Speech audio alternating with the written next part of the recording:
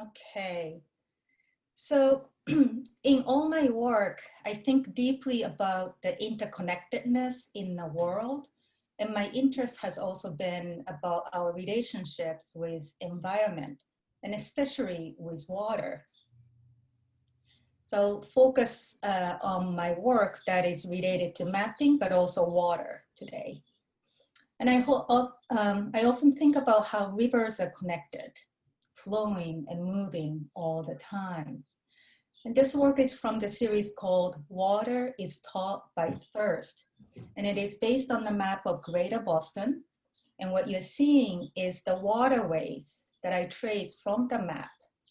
The paper was first stained with tea, and the waterways were painted in mineral pigment. And this one is based on the map of the Adirondacks. As you can see from these two pieces, I altered the direction of the maps. Instead of showing them horizontally, I presented them as vertical. Both pieces are 36 inches by 24 inches. And I see rivers as an extension of myself. Where can rivers take me? Ocean, sky, and back to the earth by falling down as rain. I get to go anywhere I want to go. I'll find a way no matter what. No one can stop me. I am water. I'm flowing, traveling, and exploring at the same time. Water is part of us. Water makes up about 60% of adult body. We are water.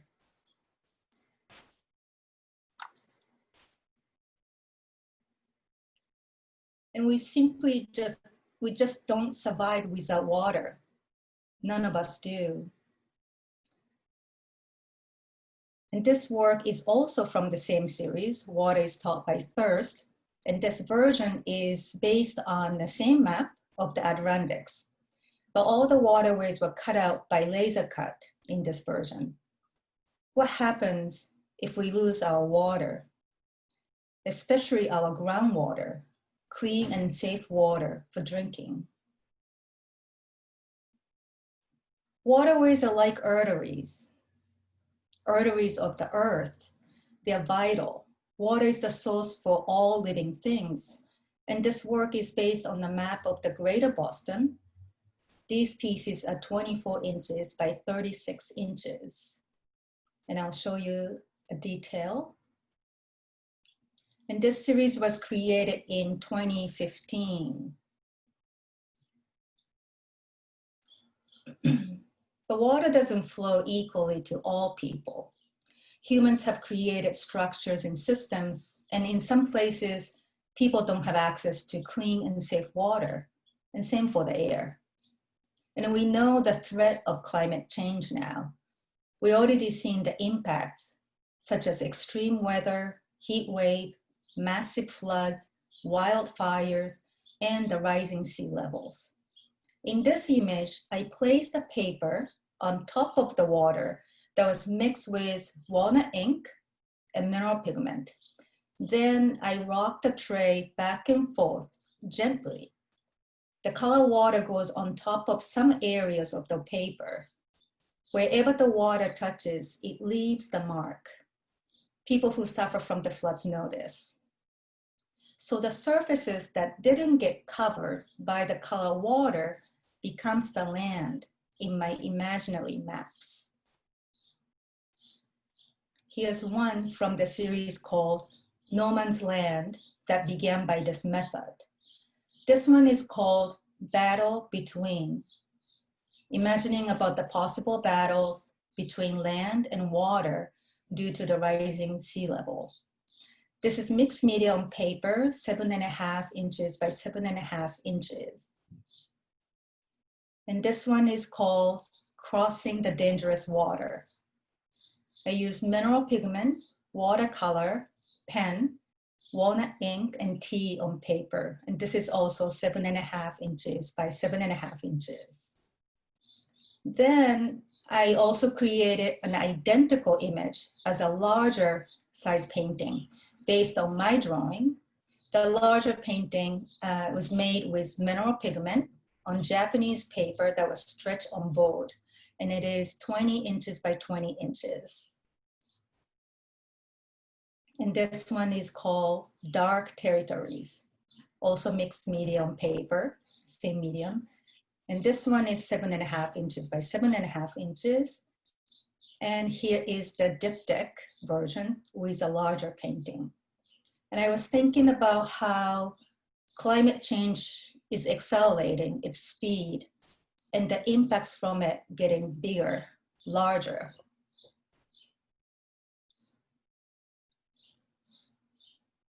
This one is called Deep Divide.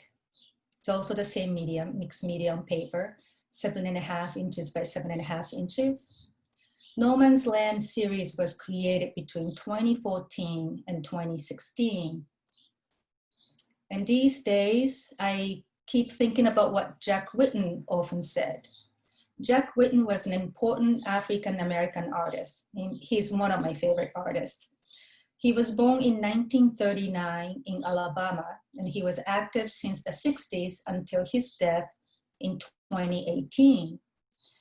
And he used to say, art can change perception. And if perception can be changed, then reality can be changed, because reality depends upon perception. And perception is how we see the world. And how we see the world is never fixed. It's always shifting and changing. And shifting some perceptions may take a long time, but it's not impossible. Art can do that. Art can change perception. Thank you. Okay. Wow, thank you so much, now. Thank you. That was amazing. Wow, first I just want to say thank you. That was really amazing to get to see so much of your work that isn't present in the show at Rivers, to see more of your mapping work. I think a lot of it was really I found very inspirational in terms of this project and just in thinking about art in general. I really appreciated you ending with the idea that art can change people's perceptions, because a huge part of the project that we're working on with our class right now is sharing a part of ourselves through our art and thinking about what others can gain from the art that we make. So that was really wonderful, a really wonderful connection. Mm-hmm. So I wanted to open it up to some questions from our class. So if you have a question that you're ready to ask, just give your hand a little raise and I'll call on you. Coleman, what's your question?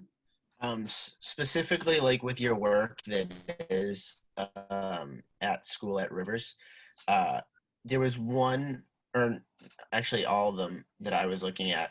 There's definitely like a correlation between like the information you're trying to depict in the map and then the like image that you show on the map. Like I think one was the head of it appeared to be like a wolf. And so I was wondering if you could talk like what you're first inspired to like make the actual like contents of the map, or like what the map actually shows and how those kind of connect and are related. That's a great question. Thank you. Sometimes it takes me really long time to form my idea, but I usually try to recognize what is inspiring me. So I'll actually use this example specifically about the large map drawings where I left out or I show the animals' names. So when I was working on the series Water is Taught by Thirst, where I was tracing the waterways of the map of Adirondacks, that's when I noticed that there are so many animals. And I felt like as I was tracing the waterways, I encountered so many animals. It was sort of like they're keeping me company. And I was so intrigued. So then I started taking notes of all the animals. And then I typed up using the manual typewriter. And I just put it on my studio wall. For that project, Water is Taught by Thirst, it just didn't go together. Just too many information. I wanted to focus on waterways, but I knew that I wanted to use that information sometimes.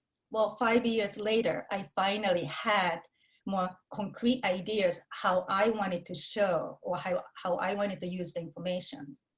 But I kept staring at those names and I kept thinking about what do I want to do with them?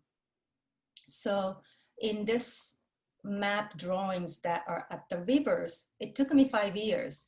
And then when I thought about how I can conceal most of the maps, but I wanted to show that it is from map. So there are definitely cartographical languages, if you say, or terms, there are maps, but you don't see anything else except what I thought was important.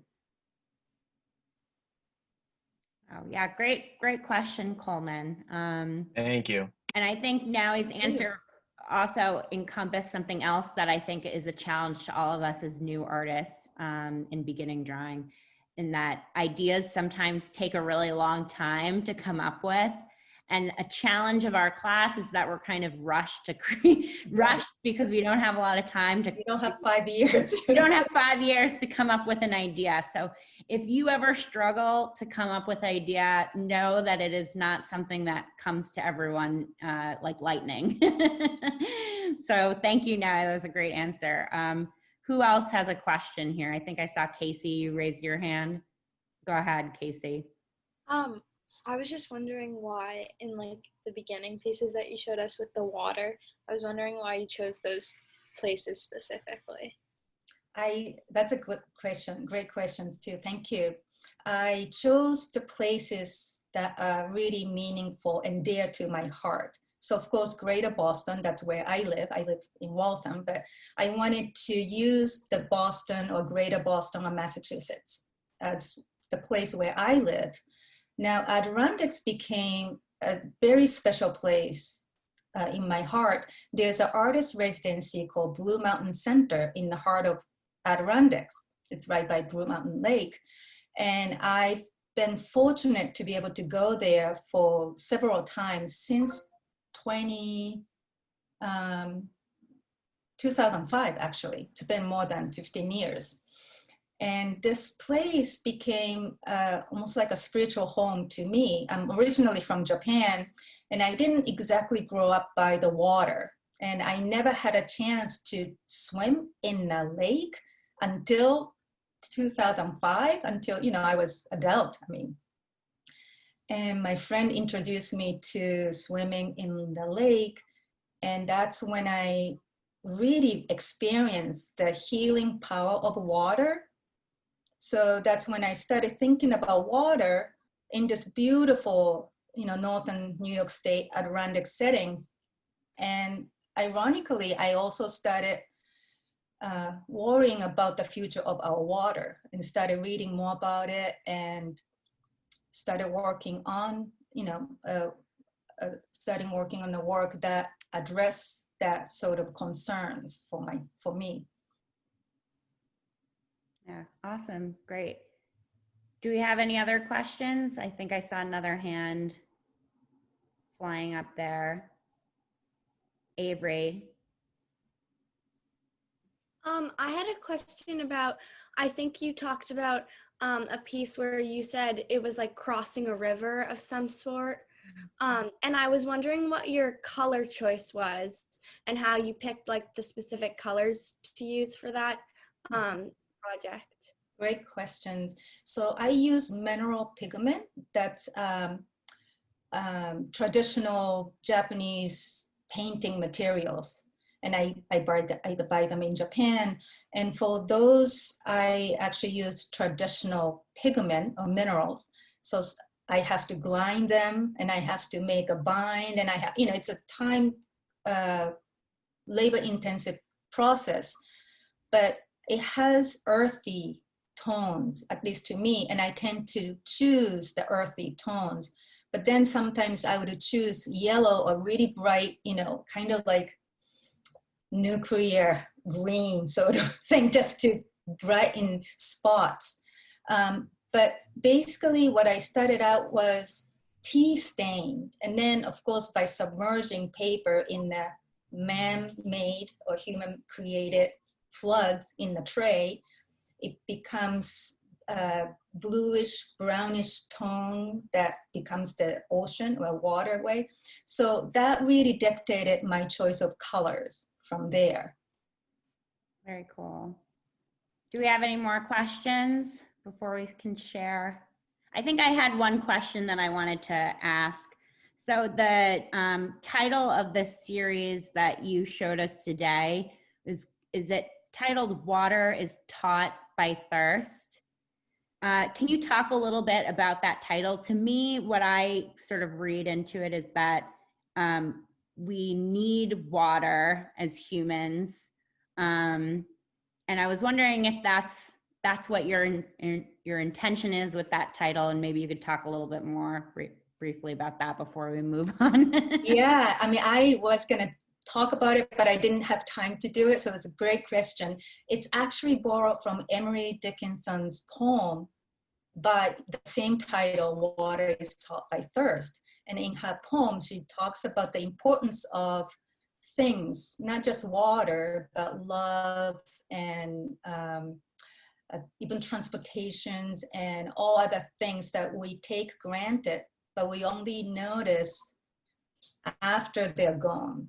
So the title is borrowed from Emily Dickinson's poem. Beautiful. I really like that. I'm going to use that somehow in my life. I like that. Okay, so I thought maybe what we could do is before we wrap up with Naoe, is share some of our big ideas that we have with Naoe. Do I have anyone who wants to volunteer, and I can share my screen and share the reference image or the drawing that you've started? Casey, can I volunteer you to share your big idea? Because I've already have it up. So I'm going to share my screen, and I'm going to let Casey talk about her big idea. And then maybe if we have time, I'll ask somebody else to share their idea too. So this is the beginning stages of Casey's drawing. This is what we're working on right now at home. So Casey, if you could talk a little bit about your idea, that would be great. Okay, so I was thinking that I was going to, instead of having those lines in my hand, I was going to make it like a map of the streets that I used to live on, because I thought it kind of symbolizes like your hand has like these fingerprints, and like you'll kind of always have those with you. And then my home, my old home, is kind of like I'll always have that with me too. Such a good idea. I love that idea. I love the grid lines in the background too. Yeah. It refers to map already. That's true. Yeah. So we're starting by drawing grid lines on pictures and helping that translate. And some of these grid lines are definitely things that people can keep if they need to. Do I have anyone else who's ready to share their idea? I also wanted to say one thing. The lines on the hand it's very different for everybody, right? Like it's very unique to individual. So I like that idea too, to use your own hand on your own, what is it called? Like lines on the palms, you know.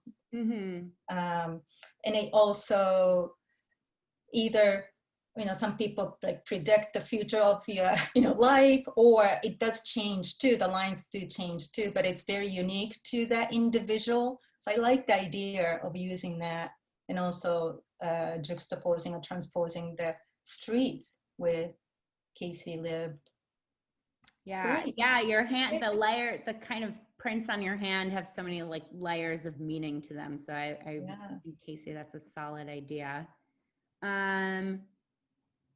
Aiden, did you have your idea ready to go? I think you submitted a reference image. I didn't get the grid on because it doesn't like fit into the thing like I'm used. Okay. But I have Do you want it? I can share the picture I think you submitted. yeah, I did. Okay. And maybe you could talk a little bit about your idea.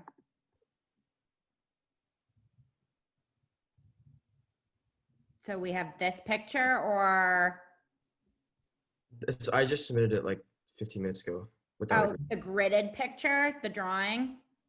I submitted it. It was like a new one. I just submitted it. Okay, let's see. It's not this one. No, it's not. Let's hit the old refresh button.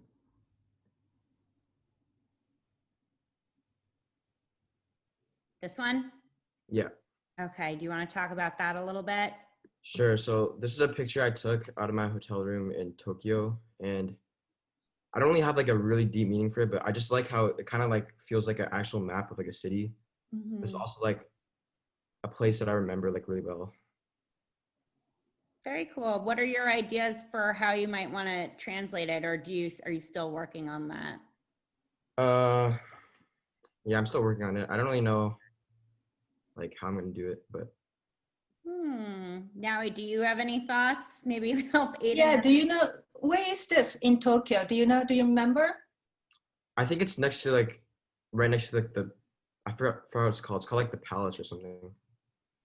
I'm just curious about this wide river, and it's, you know, nice and straight. It's very straight, but then like right next to it is the highway that's almost parallel, then it kind of going off.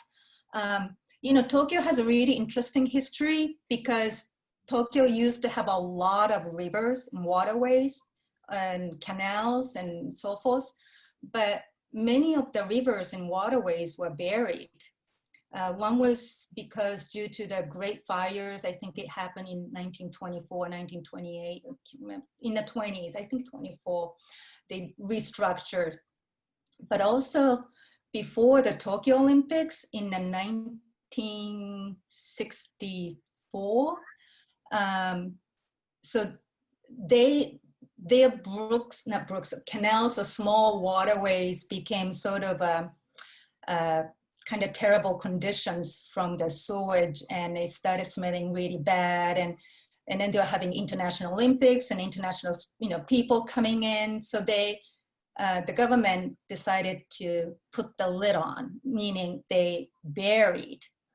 So they lost a lot of waterways. So seeing something like this wide river in Tokyo is pretty, you know, special. I think there were like only 3 or 4 or whatever. That's pretty big, but they lost a lot of little canals. So it's interesting that you chose this picture that has beautiful waterways. Yeah, very cool. Maybe Aiden, that knowing that history can maybe spark some ideas for layers that you can translate into this map. Yeah, I think I might have some new ideas. Yay! That's what we're here for. Okay, great. So I'm glad we got to share some of our ideas or the starting point of some of our ideas with you, Naoe.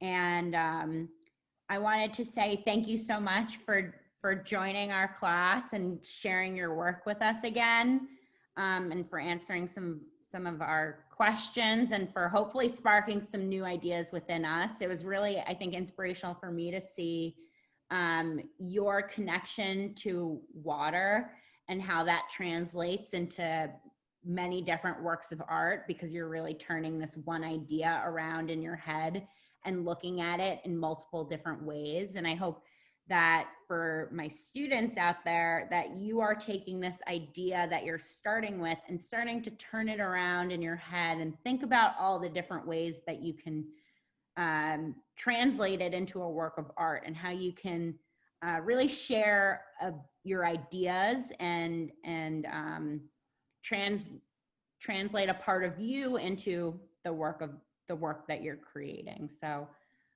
thank you, Naoe, for inspiring us all to do that today. Well, beautifully said. Well, thank you. And thank you for having me.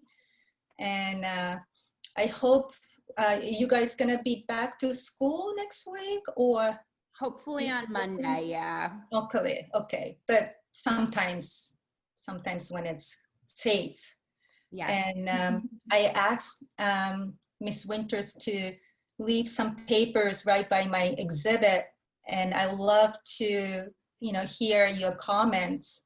So when you're back, and if you have a chance, or if you're interested, and leave me any comments or even questions if you didn't get to ask me questions. But it's been great fun, even though I'm not there, but it was great fun for me to be there installing and then sharing my work with you, especially during this difficult time. It's been very special to me. So thank you all. And thank you for having me today. Yeah, guys, I put out a book that you guys can go into the gallery on Campus Center and write a comment for Naoe. So I encourage everybody to do that, please. All right, let's give Naoe a round of applause and say thank you to her for joining us. Yay! Thank you. Thank you, Naoe. Good luck with your assignments. I know you don't have 5 years, but you have a due date. You guys have 2 weeks, so let's get cracking. Bye-bye. All right, bye, Have Naoe. a great Thank weekend, you. everybody.